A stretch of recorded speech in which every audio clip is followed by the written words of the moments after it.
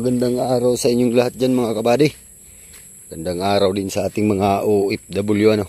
Panibagong araw mga kabady, panibagong vlogs tayo. So welcome po ulit sa aking munting channel mga kabady.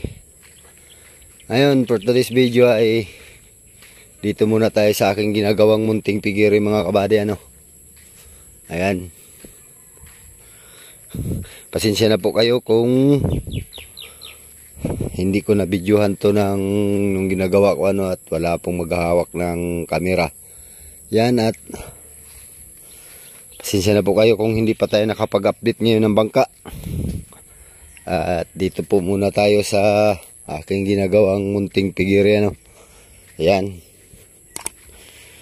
So ito yung kanyang deposito. So napakita ko na po to sa inyo. Yan. Ayan. Tapos ito yung pinaka ano niya, banlat oh. Ayan pong tagasa ng dumi. Ayan. So itong hawak nito mga kabady ay itong Puso Negro ay ano 35. Tapos itong banlat na ginawa ko ay 34. Ang haba 34 feet 14 34 by 10. Alright, so ayan. Ay, hindi pa nga po tapos mga kabady. Ayan. So ako lang po, kami lang pong mag-anak ang nagagawa dito ano. So hindi pa tapos ito. Alright.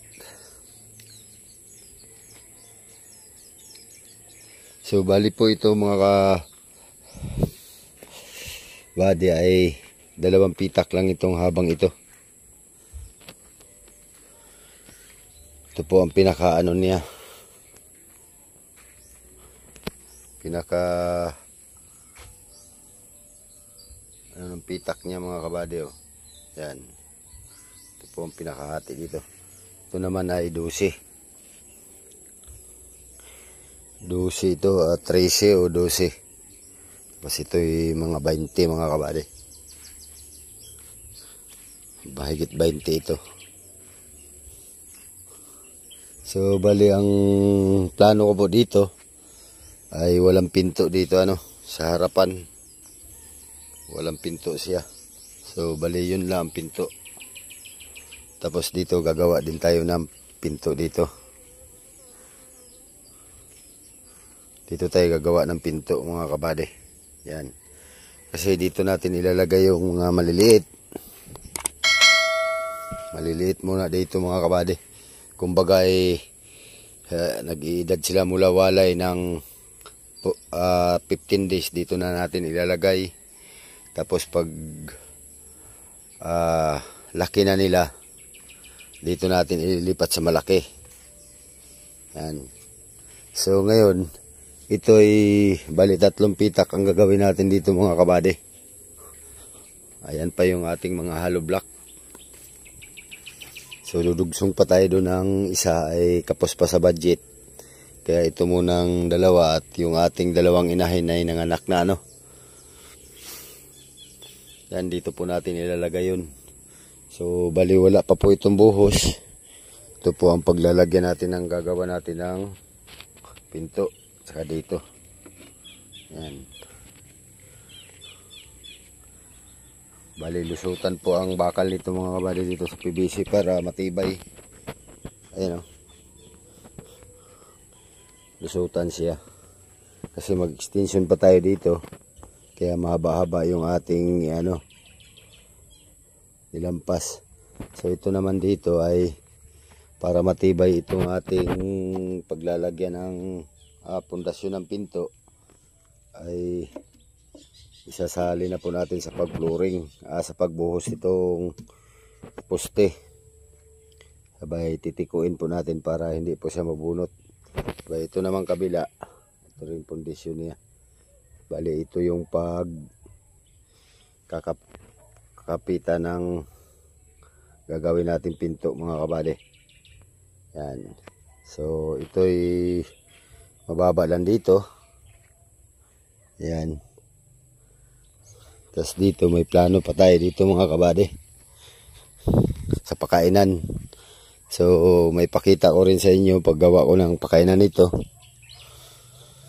Ayan, pagtuloy ng trabaho dito. So pasensya na po talaga kayo mga kabady kung wala pa tayong update na sa bangka at busy po tayo dito. Inuutay-utay po natin tong ating munting pigire. Sa ganitong negosyo kailangan ng malaking pera para matapos kaagad yung ating project, pero tayo'y tapos din ay hihintay pa ng budget bago matapos pero ito itatapusin po natin ito mga kabady. Baka July ay tapos na ito. Itong dalawang pitak na to. Ayan yung ating mga poste. Wala pang buhos yan mga kabady. So patitigasin muna natin tong ating asintada bago tayo magbuhos. Kasi papatong tayo dito mga kabady pagbuhos.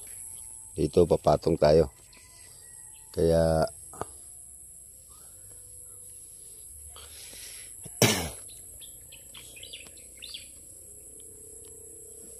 saka na natin mabuhusan, baka sa isang araw buhusan na natin tong poste, tapos magpatigas tayo ng poste mga 2 araw o 3 araw, saka natin lalagyan ng mga na dyan sa taas. Yan mga 2 to 3 days ang nito mga kabady. Ito naman yung mga butas. Ayan. Lagyan natin ng butas mga kabady para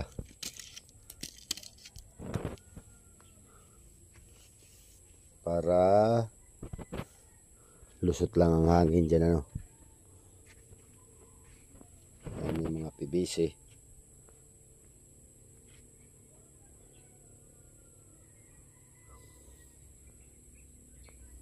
Lagyan natin siya ng PVC para lusutan ng hangin. Alright. Tapos lalagyan natin ito ng net dito. Ayan yung ating deposito.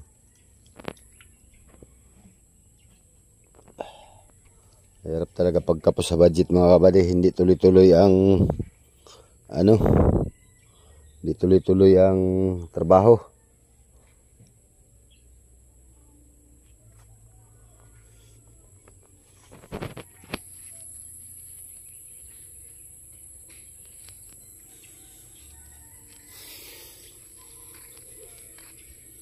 So dito, yan malayo naman ang kapitbahay nito mga kabady, may kubo lang dito.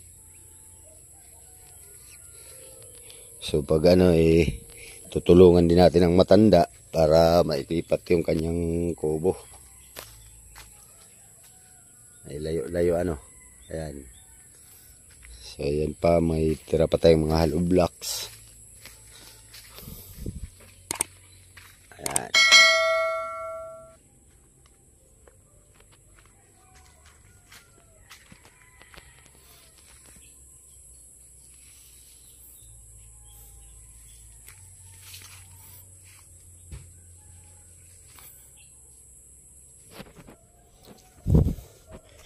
Ayan dito, may isa ring dito.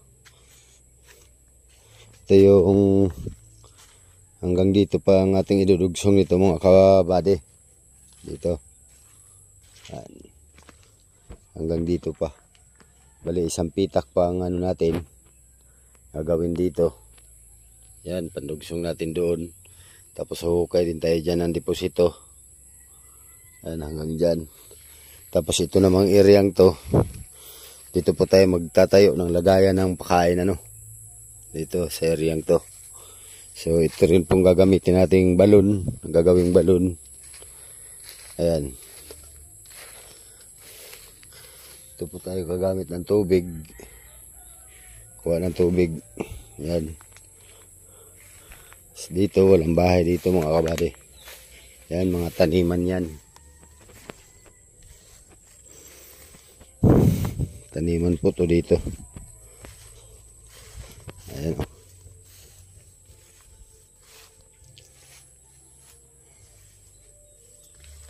Ali doon ng bahay, mga siguro mga 50 meters o 100 meters ang pagitan mga kabady doon sa ating babuyan. Ayan o. So, ayan.